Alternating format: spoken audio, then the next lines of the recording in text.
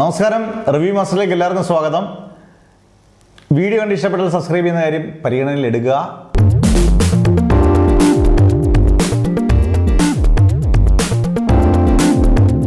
നമുക്ക് ടെർബോയെ കുറിച്ചാണ്. കാരണം കണ്ണൂർ സ്കോഡ് കാതൽ മമ്മൂട്ടി കമ്പനിയുടെ 2 സിനിമയുടെ സക്സസ് സെലിബ്രേഷൻ കഴിഞ്ഞ ദിവസം നടന്നപ്പം അതിനകത്ത് വൈശാഖ് ടെർബോയുടെ സെക്കൻഡ് ലുക്ക് പോസ്റ്റർ ഒഫീഷ്യലായിട്ട് വൈശാഖും മിഥുൻ മാനുവലും മമ്മൂട്ടിയും ചേർന്ന് first look second look poster ഇറക്കിയപ്പം വൈശാഖ് മമ്മൂട്ടിയെക്കുറിച്ച് കുറച്ച് കാര്യങ്ങൾ സംസാരിച്ചു. അതായത് അദ്ദേഹം ഒരുപാട് കഷ്ടപ്പെട്ടു, 104 ദിവസം ഷൂട്ടിങ്, അതിനകത്ത് ഒരുപാട് ഇത്രയും ബുദ്ധിമുട്ടിച്ചു, ഞാൻ ഒരുപാട് ബുദ്ധിമുട്ടിച്ചു നമുക്ക് സോറി എന്നൊക്കെ പറഞ്ഞ് മമ്മൂട്ടി പറഞ്ഞ മറുപടി നമുക്കൊന്ന് കേട്ട് നോക്കാം.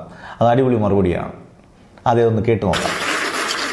കഷ്ടപ്പെടുത്താൻ ആരാണെന്ന് അറിഞ്ഞൂടെ? ഈ പടത്തിനൊക്കെ എനിക്ക് 76 പരിക്കുകളുണ്ട് ഈ സിനിമയിൽ. കാണാവുന്ന തരത്തിലൊക്കെ ഉണ്ട്. അതൊക്കെ പരുക്കാം, അതിനെ കാണാൻ പാടില്ലാത്ത സ്ഥലത്തൊക്കെ ഉണ്ട്.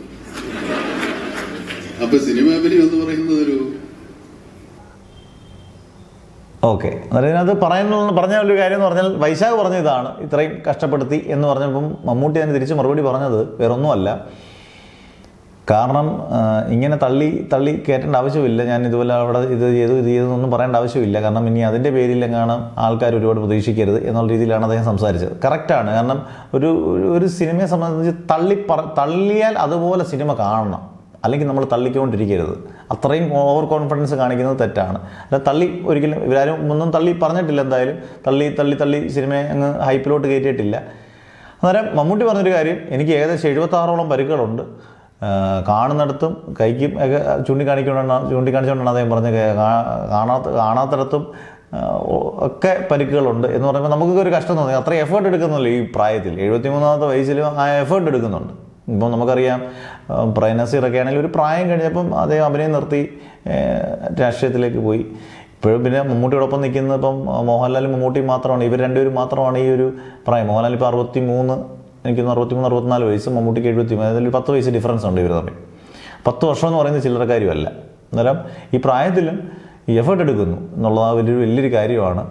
76 പരിക്ക് നിസ്സാരമായ പരിക്കുകളാണെങ്കിൽ പോലും 73 വയസ്സിൽ അത്രയും വർക്ക് ചെയ്യുക, രാവും പകലും ഇല്ലാതെ വർക്ക് ചെയ്യുന്നു. എല്ലാവരും വർക്ക് ചെയ്യുന്നു. പക്ഷേ ഇതൊരു പ്രത്യേക ഒരു ഇതാണല്ലോ. കാരണം ആക്ഷൻ സീക്വൻസുകളൊക്കെ എടുക്കുമ്പം 25 ദിവസം കണ്ടിന്യൂസ് ആയിട്ടുള്ള സീക്വൻസുകളൊക്കെ ഉള്ള ആക്ഷൻ സീക്വൻസൊക്കെ കണ്ടിന്യൂസ് ആയിട്ടൊക്കെ എടുത്തു എന്ന് പറഞ്ഞു. കഴിഞ്ഞ വട്ടം ഒരു ഇൻ്റർവ്യൂവിൽ നമ്മുടെ വിനയ് ഫോർട്ട് പറഞ്ഞു, ആട്ടത്തിൻ്റെ ഇത് കാണിക്കാൻ പോയപ്പോഴും അദ്ദേഹം പരിക്കേറ്റ് കൈയെല്ലാം സ്ക്രാച്ചൊക്കെ വന്നിരിക്കുകയായിരുന്നു എന്നൊക്കെ പറഞ്ഞു. അന്നേരം അത് സമ്മതിക്കണം ഇതൊക്കെ. പക്ഷേ ഫൈനൽ ഔട്ട്പുട്ട് ടെർബോ റിലീസ് ചെയ്യുമ്പം ആ സിനിമ ഗംഭീരമാകുമ്പോഴാണ് ഈ ആക്ഷൻ സീക്വൻസുകളൊക്കെ കാണുമ്പോൾ പ്രേക്ഷകനും തോന്നണം ഇതൊക്കെ നല്ല സൂപ്പറാണ്.